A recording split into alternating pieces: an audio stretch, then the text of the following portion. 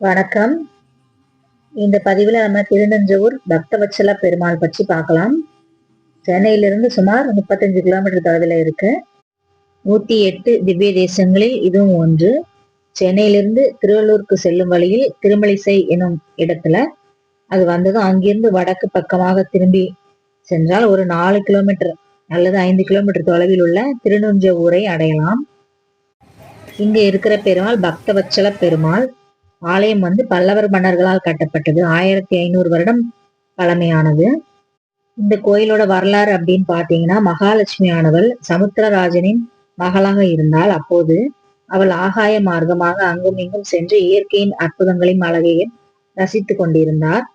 அப்போது ஒரு முறை இந்த ஆலயம் உள்ள இடத்தின் அருகில் வரும்போது அங்கு நிலவிய ரம்யமான சூழ்நிலையை கண்டு பிரமித்து போய் கீழே இறங்கி வந்து பூமியின் மீது சிறிது நேரம் நின்றுவிட்டு அங்கேயே தங்கி இருக்க ஆசை கொண்டாள்.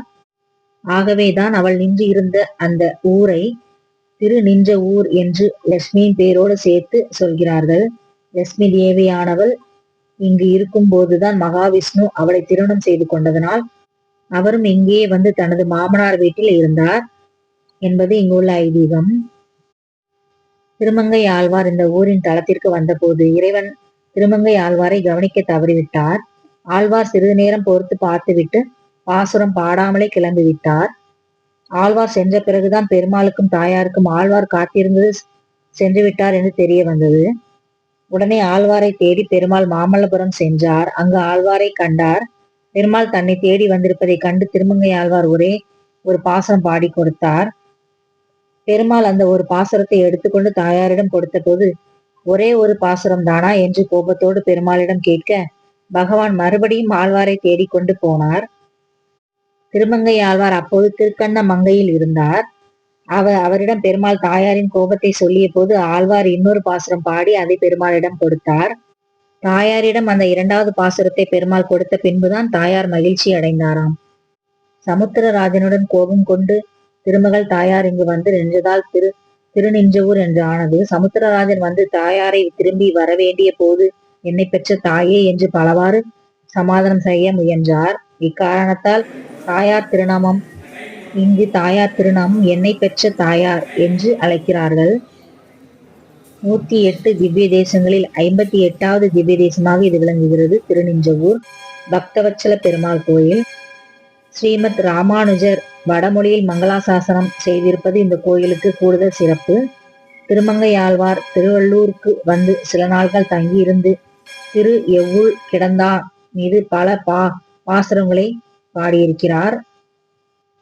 குபேரன் தன் நிதியை இழந்து வாடிய போது என்னை பெற்ற தாயாரை வழிபட்டு மீண்டும் சகல செல்வங்களையும் அடைந்தார்.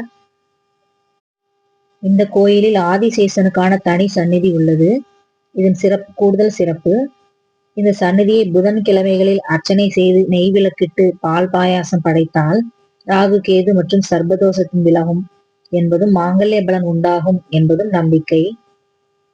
108 திவ்ய தேசங்களில் ஒன்றான இந்த பெருமாள் கிழக்கு நோக்கி நின்ற கோலத்தில் காட்சி தருகிறார். விஜயநகர காலத்தை சேர்ந்த கோபுரம் பிரம்மாண்டமாக அமைந்துள்ளது. 11 அடி உயரத்தில் நின்ற கோலத்தில் பஞ்சாயுதம் ஏந்தியவாறு பூதேவி ஸ்ரீதேவியுடன் காட்சியளிக்கிறார். இத்தல விமானம் உட்பல விமானம் என்று அழைக்கப்படுகிறது. மூலவர் சந்நிதிக்கு வலப்புறத்தில் தாயார் சந்நிதி அமைந்துள்ளது. சுற்றுப்பிரகாரத்தில் ஆண்டாள், சக்கரத்தாழ்வார், ஆதிசேஷன் என 12 ஆழ்வார்கள், ராமானுஜர், மணவாள முனிவர்கள் ஆகியோர்கள் அமைந்துள்ளார்கள். திருநின்ற ஊரில் பூசலார் நாயனார் பக்திக்கு சான்றாக சிவன் கோயிலும் திருமகள் தவம் செய்ததாக பெருமாள் கோயிலும் அருகருகே அமைந்துள்ளது. ராகு கேது தோஷங்கள் நீங்க பரிகார தலமாக இது விளங்குகிறது. இங்கு திரு நட்சத்திர நாட்களில் சிறப்பு வழிபாடுகளும் உண்டு.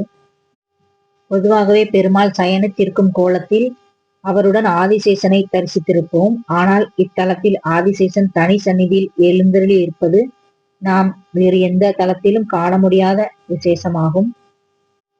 தேடி செல்லும் பக்தர்களுக்கு வரம் கொடுக்கும் பக்தவத்சல பெருமாள்.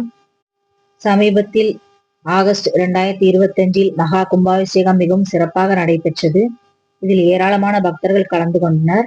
108 திவ்ய தேசங்களில் ஒன்றான பழமையான கோயில் பெருமாள் ஸ்ரீதேவி பூதேவியுடன் அழகாக காட்சி தருகிறார். ஓகே நண்பர்களே, இந்த பதிவு பிடிச்சிருந்தா லைக் பண்ணுங்க, சப்ஸ்கிரைப் பண்ணுங்க, கமெண்ட் பண்ணுங்க. மேலும் இது மாதிரி பதிவு போடுறதுக்கு எனக்கு என்கரேஜா இருக்கும். வணக்கம்.